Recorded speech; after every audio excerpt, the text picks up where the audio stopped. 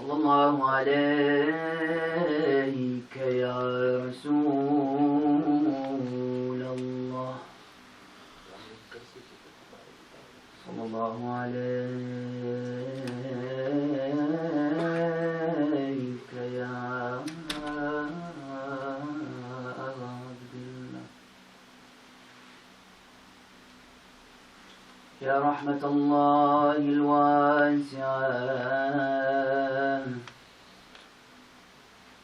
ويا باب نجاة الأمة يا ليتنا كنا معكم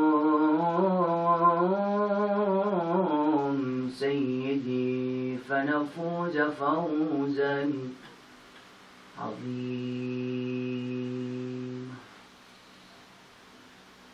قال مولانا الإمام الحسين عليه السلام: ماذا وجد من فقدك وما الذي فقد من وجدك. صدق مولانا الإمام الحسين عليه السلام. Respected brothers and sisters in Islam, Assalamu alaikum wa rahmatullahi wa barakatuh.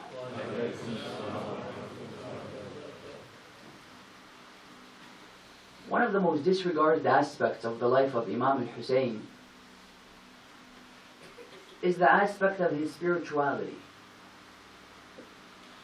That if you were to go to the 10th of Muharram and see how many times Imam al-Hussain alayhi salam mentioned Allah's name, you'll realize indeed how much of a prevalent role Allah played in the character of Sayyid al-Shuhada. Yeah, for example, when the Imam alayhi salam made the famous statements, رِضًا بِقَضَائِهِ وَتَسْلِيمًا لِأَمْرِهِ, submitted to his decree, and indeed responsive to his desire.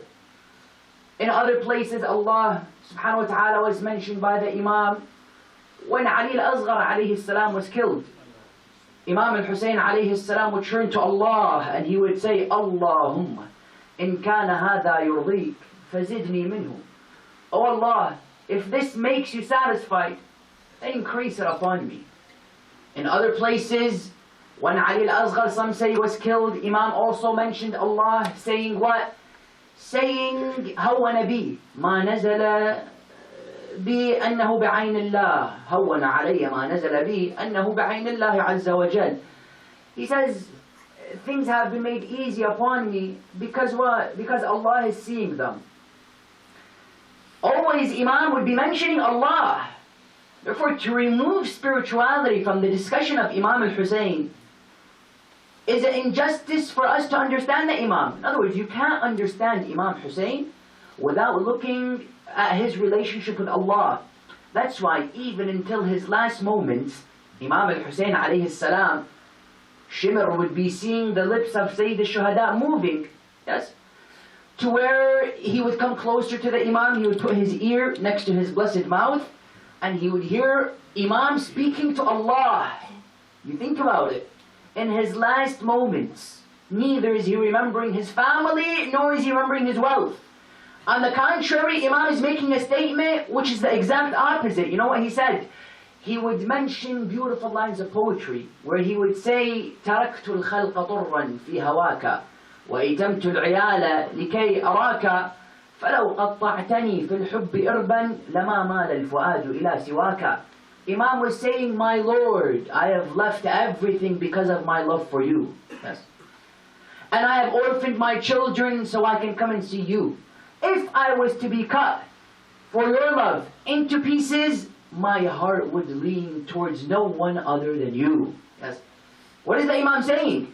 Imam is making it clear that until my last moment, let me make a message, let me send a message to the world, that my source of strength is Allah.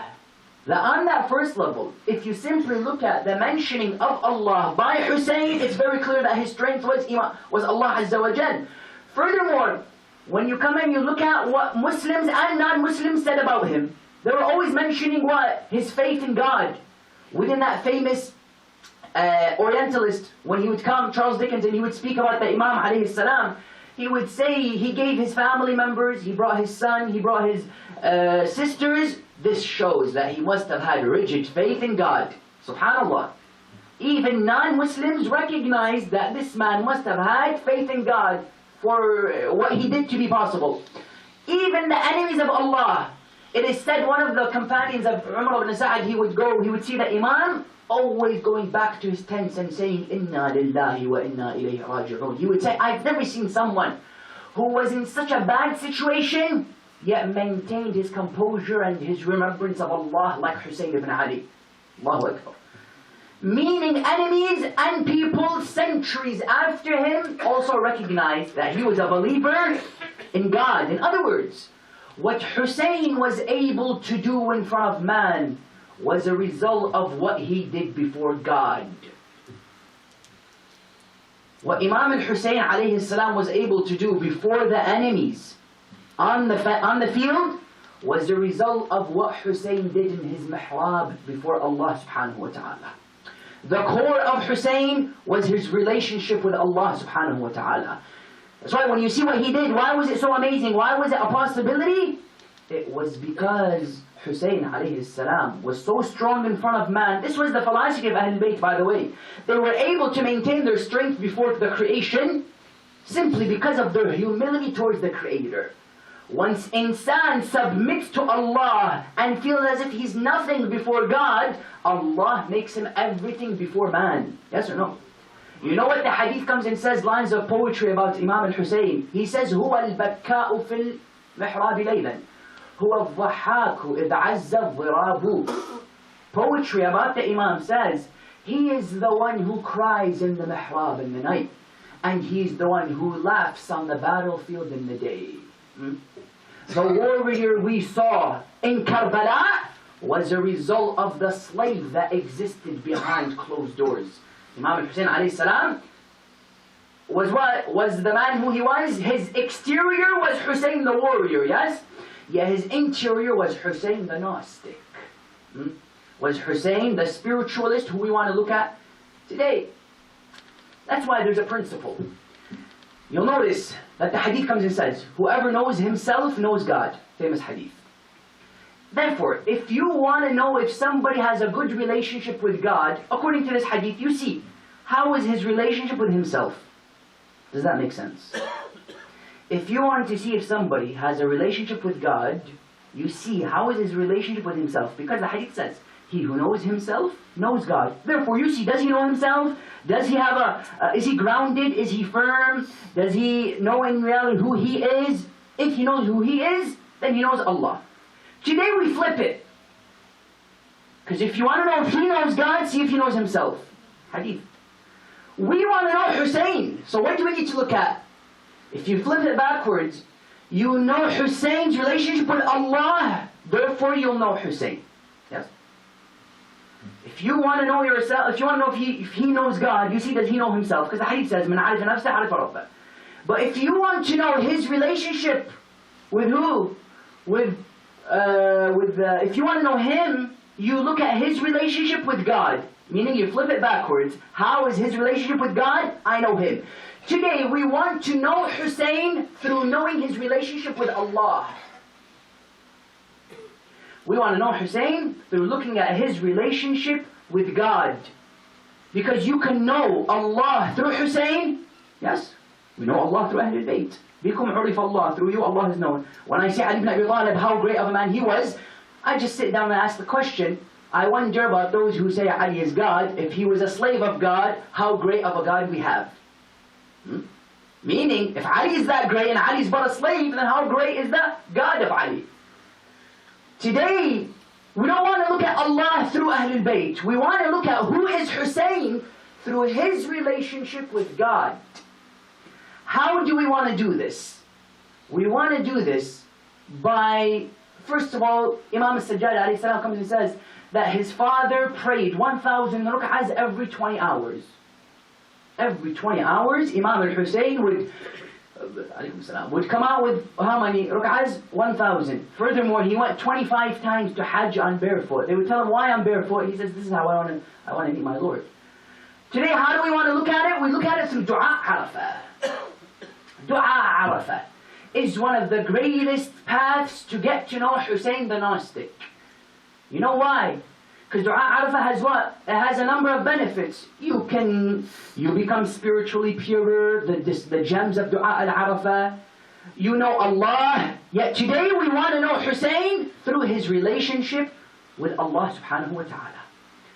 Imam alayhi salam begins his dua by praising Allah. Yet then he comes to a fantastic point, which is the first gem, which we want to take from Dua Arafah.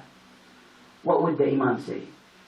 Imam begins to dissect for you the presence of Allah's mercy in the stages of the human being's existence. He begins. He says, you are the one who created me from dust. You protected me when you sent me as a loin to the womb from the vicissitudes of time and from the ages and destiny. Imam then continues and says, Ya Allah, you then exited me from the womb, protecting me and indeed gushing me forth as a substance. You protected me as a child in my cradle, placed me in the hands of mothers who are merciful. You allowed me to grow, and you guided me, and you completed my fitrah. Imam alayhi salam, what did he just do? He just gave you the stages of your physical existence and where Allah's mercy plays a role in it. Sometimes we think Allah's mercy begins after birth. No, Allah protected you in that womb, Imam Hussain alayhi salam is saying. From the vicissitudes of time, for 9 months you're sitting in there. Who's protecting you? No human hand can touch you. Imam says, you created me from dust. You protected me in the womb. You sent me from the loin to the womb. You then gushed me forward as a sperm. And then you indeed protected me as a child and placed me in the mercy of the mothers. That the first thing we take is that one. Secondly, Imam comes and speaks about the reciprocal relationship which man has with Allah.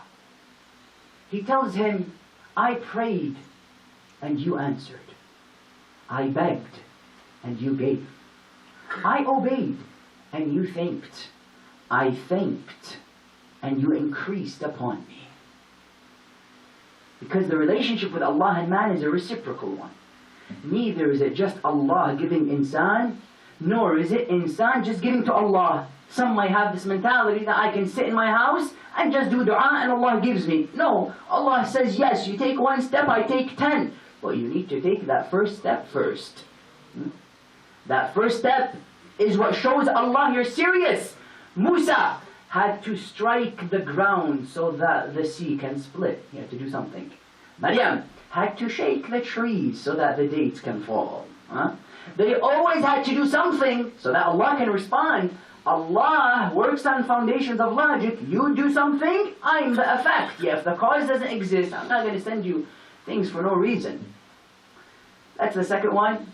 Thirdly, Imam alayhi salam has the most fantastic and astonishing gratitude that you can come across.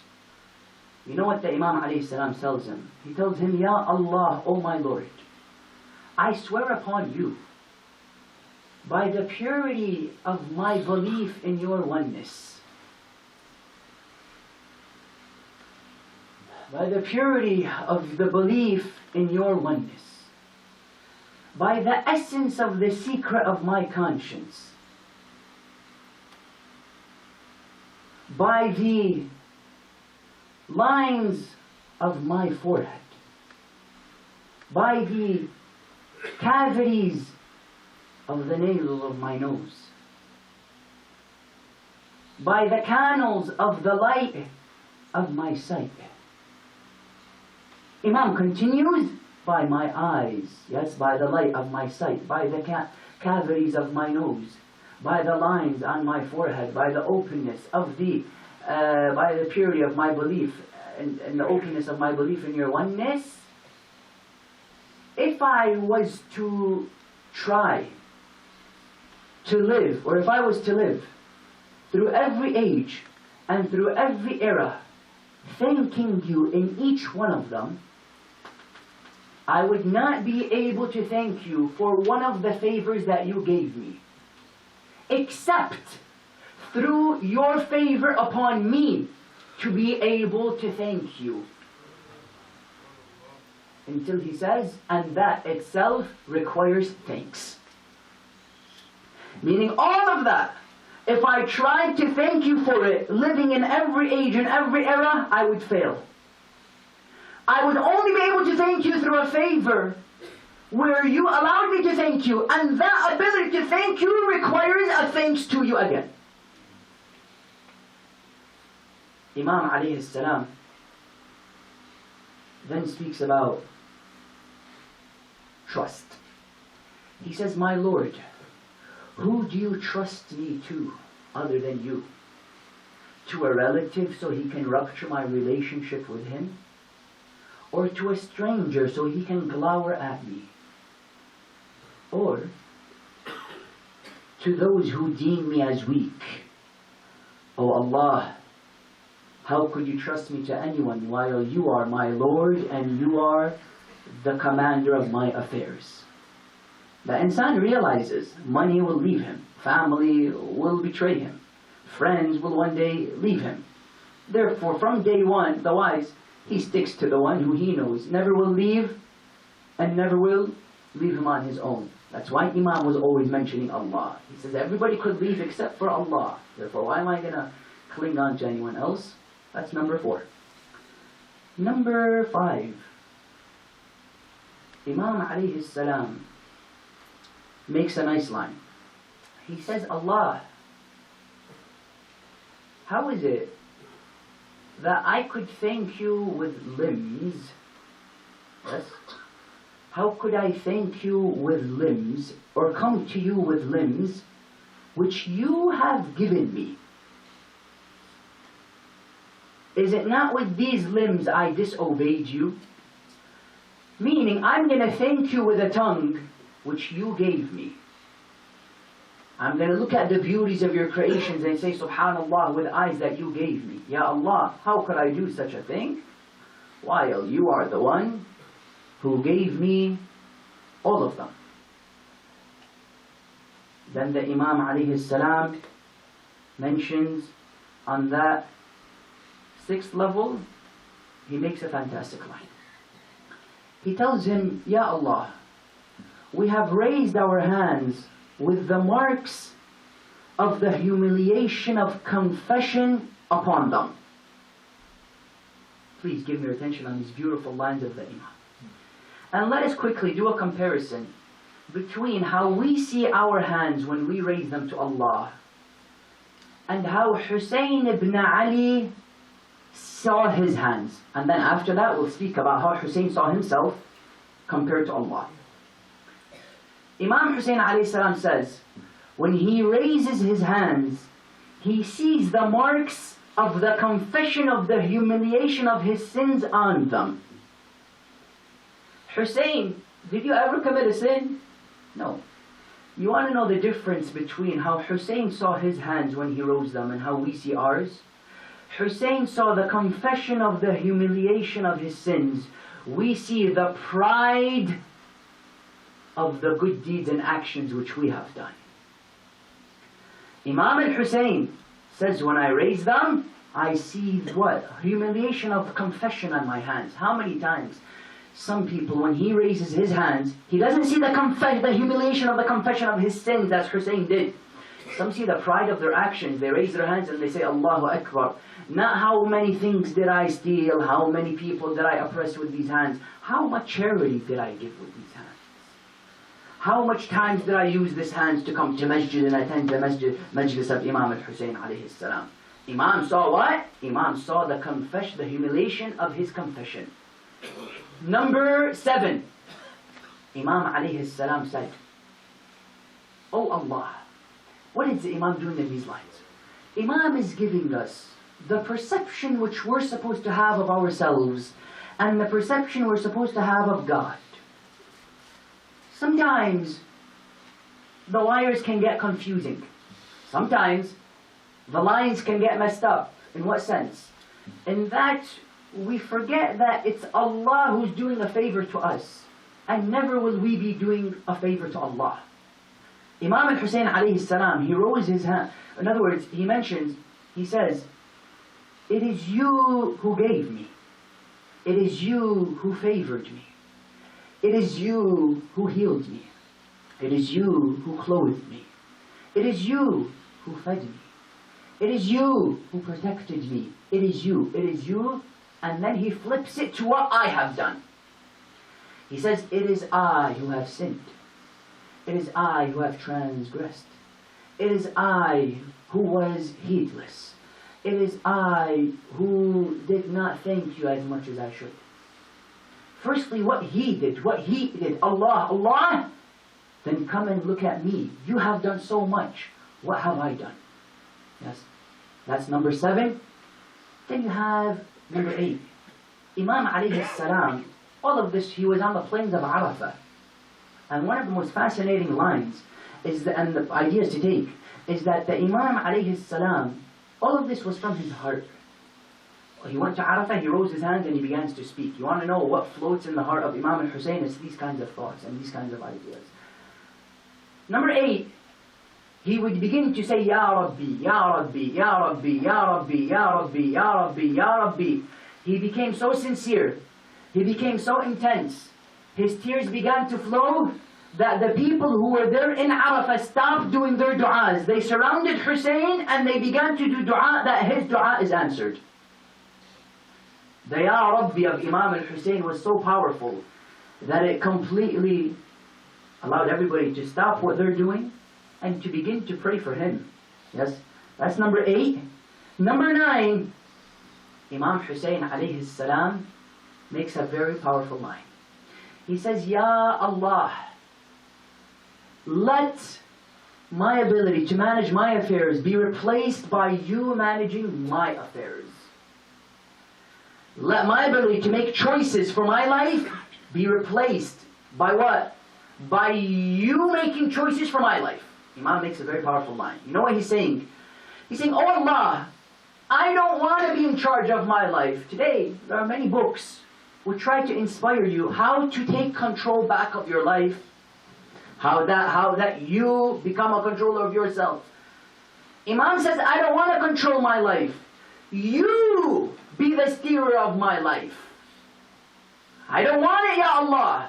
I simply want to be a tool." You want to ask yourself, how did Hussain do what he was able to do on the 10th? Very simply, he was a tool in the hands of Allah. Whatever Allah wanted him to do, Imam al-Hussain alayhi salam would do it in return. Meaning Imam, you could see him like what? He was simply an actor in a play. Allah subhanahu wa ta'ala was steering through Aba Abdullah al-Hussain alayhi salam. That yes, it was Zainab who was speaking before Yazid. Yet it was Allah who was speaking through Zainab. Yes, it was Ali ibn Abi Talib who struck that door, that moved that door of Khaybar. That door which 40 weren't able to rip. They would come to him, they would tell him, "Ya Ali," after the battle of Khaybar, they would come to Ali ibn Abi Talib. They would tell him, "Ya Ali, أنت الذي قلعت باب خيبر." You have detached the door of Khaybar. How is it that now you're struggling to break a hard piece of bread? Imam was seen to struggle to break a hard piece of bread. Companions would be shocked. They would say, "You just broke a door. Now you can't break a hard piece of bread." You know what the Imam would say? He would say, "I ripped the door through Allah. I break this bread through Ali ibn Abi Talib." And there's no comparison between doing something through Allah and doing something through Ali. Imam is saying, "I was but a tool in Khandaq and Khaybar," and that's why, for example, in battles where he was able to rip the door, 40 men were able to rip it. Ali ibn Abi Talib ripped it easily because he was doing it through Allah. Yes. That's why, yes, it was Rasulullah who threw the pieces of rock at Quraysh. Yeah, Allah comes and tells him, وَمَا رَمَيْتَ إِذْ رَمَيْتَ وَلَكِنَّ اللَّهَ رَمَى. You didn't throw it when you threw it. Allah threw it through you. That on that 9th level, Imam al-Hussain alayhi salam asks Allah, let me be your tool. Number 10. I call this segment divine flirting. Imam Hussain alayhi salam would throw about 8 to 9 love notes to Allah. Imam, of course, flirting is only encouraged with Allah. Imam alayhi salam, he would turn to Allah. And you may say, why do you call it flirting? Can't do this. This is the Imam. No, disrespectful. Imam would say, Ya man. Yes. أذاق أحباءه حلاوة المؤانسة فقاموا إليه متملقين. Imam said, O Allah, O the one who allowed his followers to taste the sweetness of his love, in return they came back and began to what? Flatter him. Imam says, this is what? He begins to flirt with Allah. He begins to what? He begins to butter up Allah. He says, you, O the one who allowed his followers to taste the sweetness of his love, yes, and then in return, they did what? In return, they flattered you. Where did the Imam flatter Allah? Firstly, Imam comes and says, أنا الفقير في غناي فكيف لا أكون فقيرا في فقري. Imam says, please listen to these beautiful lines of Imam al-Hussain. He says, I am the poor in my richness. How can I not be poor in my poorness? He says, أنا الجهول في علمي فكيف لا أكون جهولا في جهلي. He says, I am the ignorant in my knowledge. How can I not be ignorant in my ignorance? That's intimacy. What else? He says, Oh Allah, when he speaks about his wrongdoings, Imam alayhi salam tells him, Ya Allah, indeed, for his weakness, he tells him, Ya Allah, you didn't leave me before I existed with my weakness. How are you going to leave me after my weakness exists? In the womb, when insan still wasn't weak, Allah didn't leave him. He tells him, Ya Allah, how are you going to leave me now that my weakness exists?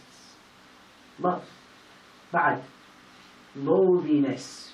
You know what he would tell him? He would say to him, Ya Allah, whenever my lowliness, whenever my lowliness would close my mouth from speaking to you, your highness and your greatness forces me to speak. Until the Imam alayhi salam says, speaking about his wrongdoings, Allahu Akbar. He says, I am the one. My wrongdoings are wrongdoings. How could my good doings not be wrongdoings? It's a deep one. He says, Ya Allah, my good doings are wrongdoings. And this is from the humility of the Imam. My wrongdoings, my good doings are wrongdoings. How could my good doings not be wrongdoings? Until the Imam says, I am the one who my facts are assumptions. How could my assumptions not be assumptions? The first one, Imam says, indeed, my good doings are wrongdoings. How could my wrongdoings not be wrongdoings? Then he says, my facts are assumptions. How could my assumptions not be assumptions? until the Imam alayhi salam says, you were never far so you can be close. You were never away so that my traces can lead me to you. Until the Imam says, عَمِيَتْ عَيْنٌ لَا تَرَاكَ عَلَيْهِ بَصِيرًا. He says, blind is the eye that doesn't see you. Dua Arafah, filled with gems, where the Imam alayhi salam gives the mercies, gives the love notes, and flirts with the Lord. That's why when you see what happened on the 10th of Muharram, we shouldn't be surprised. Because what Imam did before man was but a result of what he was doing before God. Imam alayhi salam stand in Karbala was a result of his stand in Arafah. His stand in Karbala was a result of his stand in Arafah. That it was Hussain the Gnostic that brought birth to Hussain the warrior. For this reason, Imam al-Hussain alayhi salam was able to do what he did on the 10th. Then the Imam ends the dua. He says, Wallahu ala kulli shay'in qadir walillahi alhamd wahdah. Give me your attention on this last point. Imam says Allah has power over everything and only to Him praise goes. Imam just showed us how spiritual he is. He just showed us his knowledge of describing Allah. He just showed us his ability to detect the phases of human existence and the place of Allah's mercy within them. He just showed us his humility. He says, I saw confession on my hands. Imam just showed us what? His gratitude. He says, I swear to you by the light of my eyes, by the lines on my forehead, by the cavities of my nose, and indeed by what? By the secrets, by the essence of the secrets of my confessions. He says, with all of that, give some credit to yourself, Ya Hussain. You know how he ends the dua? You just showed us how great you are. He ends the dua by saying, all praise is to Allah alone. In other words, Imam Hussain gave everything to Allah, and it's for that reason Allah gave everything to Hussain. Are you with me? Imam gave everything to Allah. He left nothing behind. And for that reason Allah left nothing behind for Hussain as well. Doesn't the famous quote say, Hussain gave one heart to Allah and millions of hearts were given back to Hussain? Imam simply gave one of his bodies. 21 million bodies Allah gave him in return. Imam sacrificed the modesty of one of his sisters, Zainab. Today millions honor the hijab of Zainab. You know what one poet says? One poet says, indeed, the flag of Abbas didn't fall on the 10th of Muharram, because his flag is on the head of every Muslim female. Every Muslim female is carrying the flag of Abu Bakr. That Imam gave to Allah, and therefore Allah Azza wa Jal gave everything back to Hussain. That's why Imam gave no greatness to himself. He gave it all to Allah. Allah said, I'm going to deflect that greatness back to you. And this is a secret. When you see ulama, and you see a'imma, they have something called hayba. Hayba is an awe. Sometimes you see a grand scholar, he has an awe. He has a presence. That presence comes from where? Izzah is a whole topic. Allah, when He speaks about Izzah within the Quran, He says, مَنْ كَانَ يُرِيدُ الْعِزَّةَ فَلِلَّهِ الْعِزَّةُ جَمِيعًا. If you want Izzah, dignity is but with Allah. Meaning, you give it all to Allah. Somebody says, MashaAllah, you've done something great. What is the response? Alhamdulillah. Why Alhamdulillah? You're saying no credit is deserved to the human. Credit goes back to the one who gave me the ability to do such a thing. You giving it to Allah is just the beginning. Allah then says He gave it to me, I don't need it, I'll give it right back to Him. That was the secret of the greatness of A'imma. They saw nothing in themselves. That when you see the Imam, he's saying in Dua Arafah, I see the marks of confession. Whenever my loneliness kept me quiet, Your Highness allowed me to speak. When the Imam alayhi salam mentions his gratitude, he says, I can't thank you even if I was to live in every era. And even then, thanking you itself requires a thanks. When the Imam alayhi salam says, throughout every stage, You blessed me with Your mercy, and You placed me in the hands of the mercy of the mother.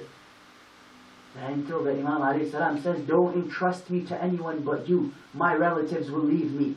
My family will leave me. The strangers will growl at me. Those who deem me weak, don't give me to them, Ya Allah. All of that is the Imam giving to Allah. Therefore Allah gave everything back to him. That's why we shouldn't be surprised when we see what Hussain gave on the 10th of Muharram. It was because Imam al-Hussain alayhi salam was attached to Allah. He was therefore able to detach from everything else. Why was he able to give Ali al-Azghar? You think it's easy to give a 6-month-old baby away? You think it's easy to give your nephew away, who whenever you want to see your brother, you simply look at his face? You think it's easy to give away, who else? Your friends and your closest companions. It wasn't easy to do such a thing.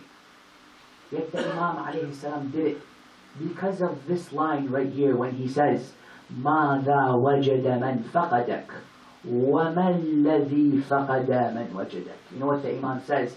He says, what has he found, he who lost you? And what has he lost, he who found you? Allahu Akbar, these lines. He says, what has he lost, he who found you? And he who found you, what can he lose? That the Imam alayhi salam realized this point.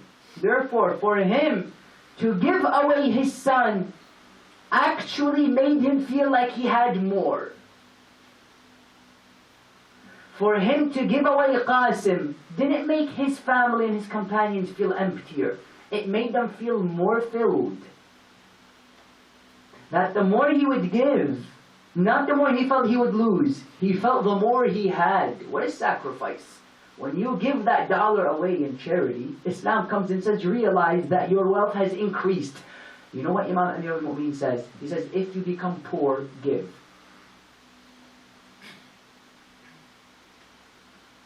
If you become poor, what do? You go to the bank and you make a withdrawal, yes? Imam says, when you become poor, give. Ajib. What is this divine logic? Because human logic differs from divine logic. Divine logic says, if you don't have, give. Allah will give you more. You give 1, Allah gives you back 10. You take 1 step, Allah gives you 10 steps. This is how Hussain was thinking. Because of that line of Dua al-Arafah which we began with. مَاذَا وَجَدَ مَنْ فَقَدَكَ وَمَا الَّذِي فَقَدَ مَنْ وَجَدَكَ. What has he found, he who lost you? And what has he lost? He who found you. That's why Imam was able to give. Yet if there was one man who hurt the heart of Hussain most when he asked him to leave the tents, was the flag bearer of his army. You know how much it hurt Imam al-Hussain when he saw Abu Fadl coming to him, telling him, Akhi ya Hussain, you give me the permission to fight. It is said never would the Imam faint upon somebody asking him to leave. Except when Abu Fadl came to him, he told him, Brother Hussain, do you let me to go? You know what he would tell him? He would tell him, أنت صاحب لوائي فإذا فرقت تشتت عسكري. He would say, you are the flag bearer of my army. If you leave, my army will fall into pieces. Abu Fadl tells him, yes, I realize that, O Aba Abdullah. Yet what can I do when I hear Zaynab and Sukayna saying, Al-Atash, Al-Atash? When I hear the daughters of Rasulullah saying, oh uncle, the thirst. I love you, Ya Hussain. As if he was saying, Yet I'm more hurt by the voices of Sukaina than me leaving this army. It is said that Abu Fadl al-Abbas would go to the opposition. He would tell them, would you give us some water? Shimr was a relative of Abbas alayhi salam. Therefore he would tell him, oh Abbas, come and I'll give you amnesty. I'll give you security. Until he would respond, he would say, وَيْحَكَ يَا شِمْرُ أَتُؤْمِنُنِي وَابْنَ رَسُولِ اللَّهِ لَا أَمَانَ لَهُ. Do you give me the permission of amnesty while the grandson of Rasulullah has no amnesty? There and then Al-Abbas alayhi salam realized there was no other option except to go to the banks of the Euphrates. There was no other solution except for him to fight and bring back some drops of water to quench the thirst of Sukaina and Zainab. Abu Fadl al-Abbas would mount his horse heading towards the river, fighting the enemies of Allah, defending the religion of Abu Abdullah, until one man came and struck the hand of Abu Fadl al-Abbas. Al-Abbas alayhi salam didn't stop. He placed the flask of water in his right hand until in his left hand, after he just shouted, Wallah in qata'tumu yamini inni uhami abadan an dini wa an imamin sadiqin yaqini. I protect the progeny of Rasulullah. I will give you my hand and never will I stop defending Abu Abdullah.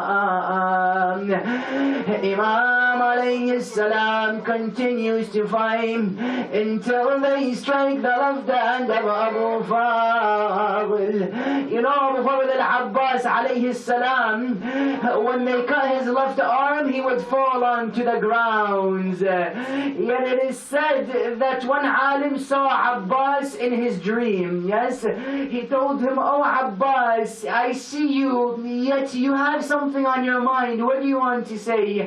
He told him, oh alim, I have a question to you. When the warrior falls from the horse, usually he has two hands to stop his chest from hitting the ground, to stop the arrows from crushing into his chest. He would tell him, oh alim, do you know what I had? He would say, what? He said, I had nothing, no two arms to protect me from hitting the sands. My chest would hit the ground and the arrows would crush into my chest. Abbas alayhi salam falls onto the ground until a pole of metal comes and crushes the skull of Abu Fadl. There and then Al-Abbas never said Ya Hussain in his life. Only when he fell onto the ground he said, Adrikni ya Hussain, aid me ya Hussain. Imam al-Hussain alayhi salam would fall then stand up. He would fall again then stand. How can he handle the voice of the lion asking for help? Until he comes towards the body of Abu Fadl. There he heard footsteps coming towards him. He began to tell the man coming, I swear upon you by the Lord that you worship, don't kill me until my brother Hussain sees me. I farewell him one last time, then you can do whatever you like to me.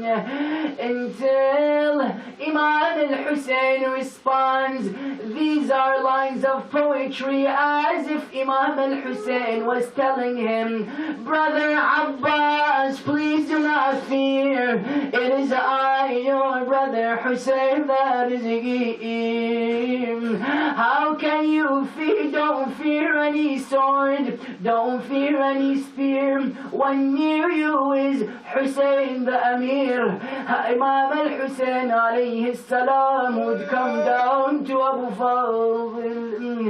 It is said that he would see him with an arrow in his right eye. He tells him, put poets say that he would tell him, Hussain, take out the arrow from my eye so I can see you. Take out the arrow so I can see you. Yet it is said that he would wipe the blood from his eye, he would move the arrow, and he would then place his head on the lap. It is said that Abbas would remove his head once and then Imam would put it back. Abbas would move his head once, Imam would put it back again. Abbas would move his head a third time until he told him, Brother Abbas, it is I, your brother Hussain, that is here. Why do I see you moving your head? No one is going to kill you. He told him, oh my brother, now it is you that is protecting me. Yeah, how can I let you protect me when you will be alone in an hour? I won't be there to protect you. He said, fine, let's go back to Zainab, let's go back to Sukaina, let them see you one last time. He would tell him, brother, ya Hussain, leave me in my spot. He would tell him why. He told him for two reasons. The first reason is because I have noticed that death is coming to me. It's my time to go. What's the second reason? He told him the second reason is because I promised Sukaina water.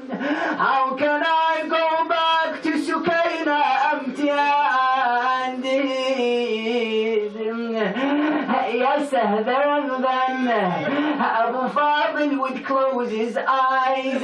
He would leave the world. Imam alayhi salam goes back to the tent, wiping the tears from his eyes, not wanting to see Zainab. Zainab tells him, brother ya Hussain, I see you. You have come alone. Where is Abu Fadl? He tells أختاه زينب عظم الله لك الأجر باستشهاد أخيك أبي الفضل العباس. Imam goes and collapses the pole of the tent of Abu Fadl. Zainab begins to run towards the body of Abu Fadl in the daytime. Imam stops her, telling her, oh Zainab, don't go, the enemies will kill you. Then she didn't go. You know when she went? In the night time, she goes and she sees the body of Abu Fadl. Zainab began to cry. Why? Because those were the hands that brought her from Medina. Yes. She says, brother Abbas,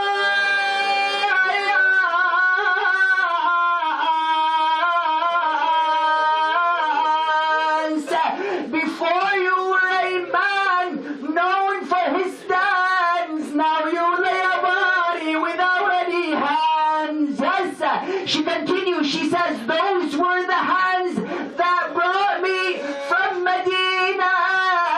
We hoped they would return and quench Sakina. Zainab alayhi salam is left alone, no one to protect her. Yes, tonight on this last night, we mourn two things. We mourn the death of Abbas and we mourn that Zainab lost a protector. Yes, you know what is said after the events of Karbala. Zainab looks left, she looks right. She says, where is Hussain? Where is Abbas? Until she sees someone approaching her. She tells him, oh man, I swear upon you by the Lord that you worship, don't harm me. Kashada would continue to come to Zainab. She asks him a second time, I swear upon you, do not harm me by the Lord that you worship. Until the third time she says, possibly the name of my father would affect him. She says, I swear upon you by my father Ali, don't harm me. You know what the shadow responded? The shadow said, Zainab, don't swear upon me by Ali, because it is I, Ali, that has come to you. Zainab begins to tell him, Father, it is too late. They have struck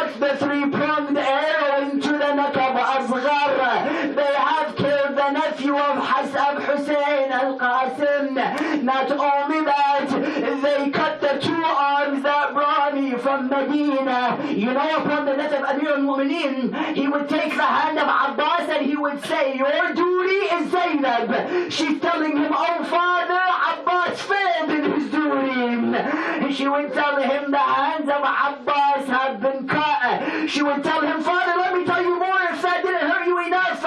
They sat upon the chest of Aba Abdullah. They struck the neck of Aba Abdullah 12 times. Every strike he would say, Allahu Akbar.